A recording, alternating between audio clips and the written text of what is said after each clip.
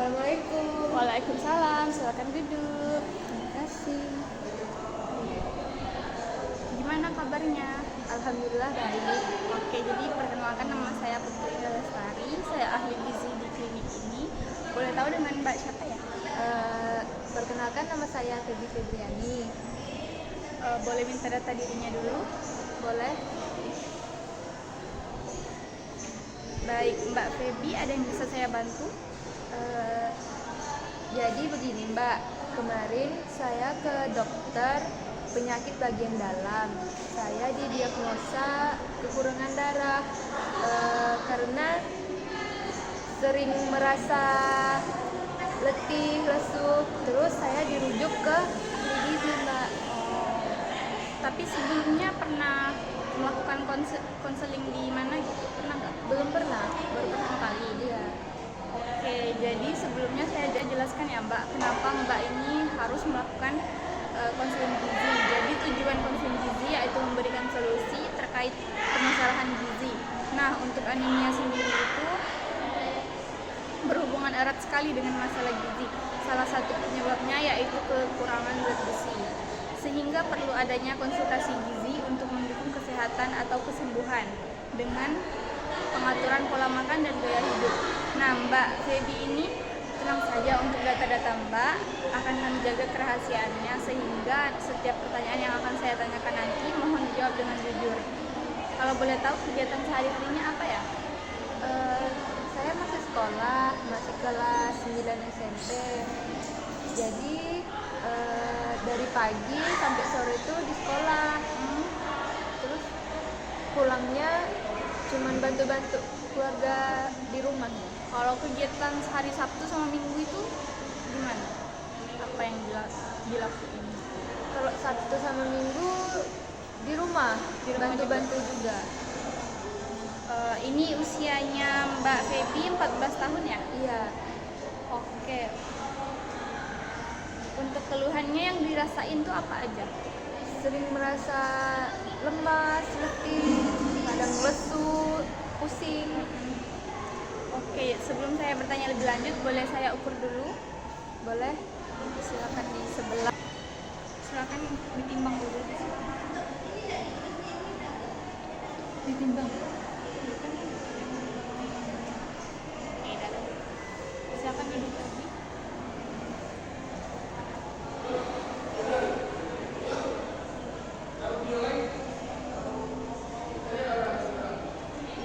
Saya hitung dulu ya sebentar untuk hasil pengukurannya. Nah, dari hasil perhitungannya, tinggi badan Mbak Febi ini 153 dan berat badannya 52. Jadi IMT-nya itu normal ya Mbak. Nah, untuk Mbak Febi ini kan diagnosanya mengalami anemia ya. Iya. Nah, dari data yang saya terima memang kadar hemoglobinnya sama hematokritnya tuh rendah atau kurang dari normal. Jadi sekarang kita bandingkan dengan kebiasaan makan Mbak Febi supaya kita tahu kebiasaannya makannya sudah benar atau belum. Jadi saya ingin menanyakan kebiasaan makannya, mulai dari bangun tidur hingga tidur lagi ya. Nah, terus dari bangun tidur kemarin Mbak Febi makan apa aja? Kemarin sih nggak ada makan apa-apa, sarapan pun nggak ada. Terus pas di sekolah cuman makan ayam geprek aja. Oh, itu siang ya, jadi sarapannya nggak ada Nggak ya? ada. Terus untuk porsi ayam gepreknya itu semana? Habiskah makanannya atau gimana? Habis kebetulan kemarin tuh beli yang satu paketan, jadi langsung nasinya sama ayamnya. Oh iya. Terus setelah makan siang itu ada makan yang lain lagi Mbak? Ada ngemil sih, ngemil biskuit. Oh, biskuitnya sekitar berapa keping? Sekitaran 5 keping. Terus untuk malamnya ada makan lagi? Malamnya nggak ada, tapi waktu ngemilnya tuh ada minum teh kotak gitu. Oh, saset apa di minimarket tuh ya? Iya. Oke, kalau sebelum tidur nggak ada makan lagi? Nggak ada. Nggak ada. Jadi makan besarnya cuma sekali aja ya? Iya. Mbak Feby ini suka minum kopi nggak? Kalau kopi suka tapi jarang. Biasanya kopi itu kopi yang kopi hitam pahit atau ada campuran susu segala Ada macam? campuran susu. Oh, yang ada campuran susu. Oke, kalau gorengan gitu suka nggak? Suka. Biasa juga ngemil gorengan. Biasa paling banyak tuh makannya berapa banyak? Kalau gorengan 5. Tuh banyak ya itu minyaknya ada.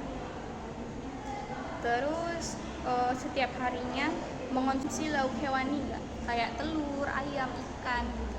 Mengkonsumsi tapi tidak terlalu banyak. Cuman sekali ya tadi Iya. kemarin. Untuk buahnya yang sering dikonsumsi itu apa aja? Semangka sama pisang. Biasa sehari ada nggak mengonsumsi buah? Jarang sih. Jarang. Dalam seminggu kira-kira berapa kali? 3 kali kayaknya. 3 kali. Kalau sayur Kak Feby suka nggak kalau sayur? Sayur tidak terlalu suka, cuman kayak pilih-pilih ya, tidak Pilih. semua. Nggak semua sayur ya Iya. bisa dimakan. Kalau untuk makannya dalam sehari itu biasanya berapa kali? 2 kali 2 kali selingan, 2 kali makan besar, dan selingan. 2 kali selingan. Iya. Oh, jadi sarapan itu di skip terus ya? Tidak pernah. Dalam seminggu biasanya berolahraga nggak? Berapa kali kalau berolahraga? Jarang, tidak pernah olahraga. Jadi kalau aktivitas fisiknya tuh cuman pergi sekolah, Iya. terus tuh pulang nggak ada apa-ngapain lagi ya? Iya. Oke, dari perbincangan kita tadi tuh dapat saya simpulkan bahwa konsumsi Mbak Feby ini kurang dari kebutuhan. Jadi Mbak Feby hampir tidak pernah sarapan kan ya? Jadi porsi makannya tuh kurang, lalu suka mengonsumsi teh, yang kopi gitu kan hampir dikonsumsi setiap hari. Nah, konsumsi sayur sama buahnya juga kurang. Suka mengonsumsi makanan yang tinggi lemak kayak gorengan tadi ya sampai 5 butir, sampai 5 buah. Nah, untuk olahraganya juga jarang dilakuin. Jadi pola makan yang dilakukan Mbak Feby saat ini tuh harus diperbaiki ya.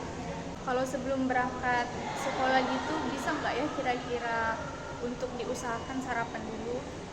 Saya usahakan ya Mbak untuk sarapan paginya. Lebih baik setiap pagi sarapan ya Mbak, karena kan tubuh membutuhkan energi untuk memulai aktivitas. Selain itu juga butuh zat gizi penting yang harus dipenuhi. Kalau untuk minuman, konsumsi tehnya atau kopinya itu tadi dikurangin ya Mbak kalau bisa. Nah, setiap hari kalau mau minum teh jangan setelah makan Mbak, karena teh sama kopi itu mengandung zat penghambat penyerapan zat besi. Konsumsi tehnya cukup 1-2 kali aja dalam seminggu. Saya usahakan ya Mbak.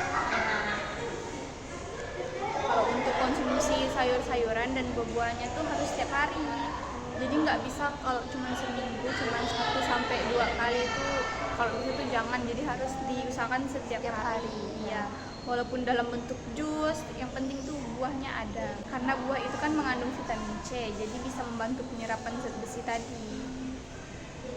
Nah, kalau untuk olahraganya juga diusahakan dilakuin, tidak apa-apa seminggu sekali aja. Jadi nggak perlu tiap hari kayak makan buah tadi. Jadi seminggu sekali juga udah cukup.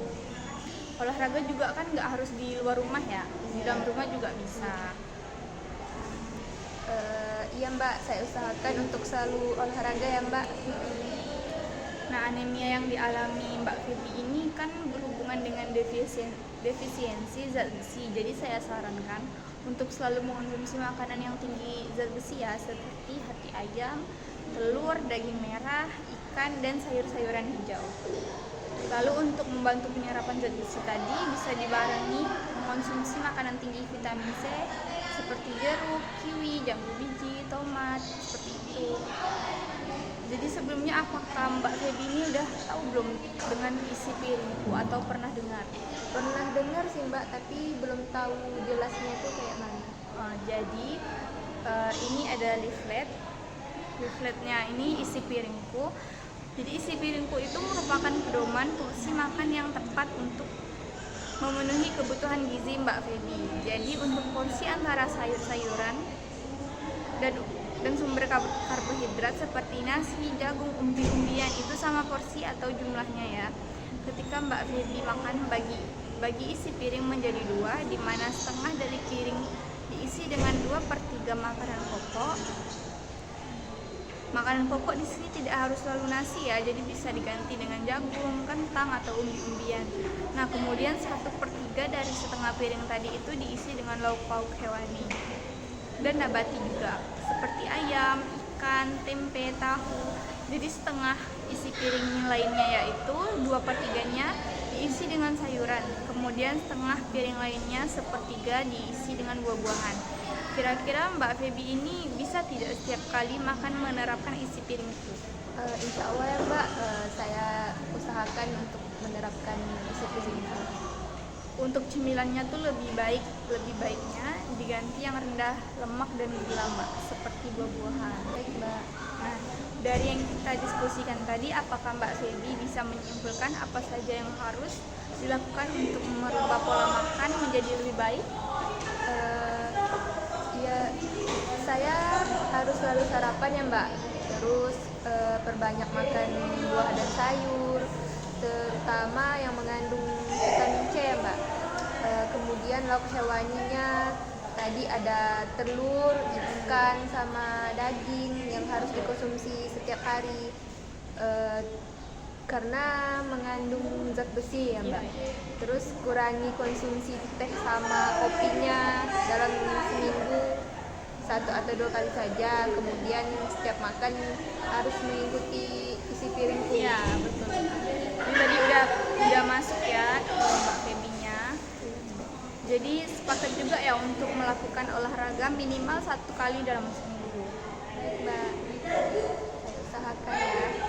Oh iya, saya juga menyarankan Mbaknya untuk minum tablet tambah darah. Itu biasanya ada dikasih dari sekolah atau puskesmas setempat.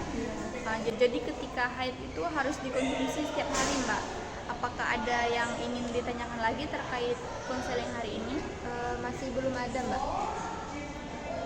Baik, sesi konseling kita cukupkan sampai di sini ya. Iya Mbak. Nanti kita rencanain lagi untuk pertemuan selanjutnya. Sebelumnya saya akan ingatkan melalui telepon.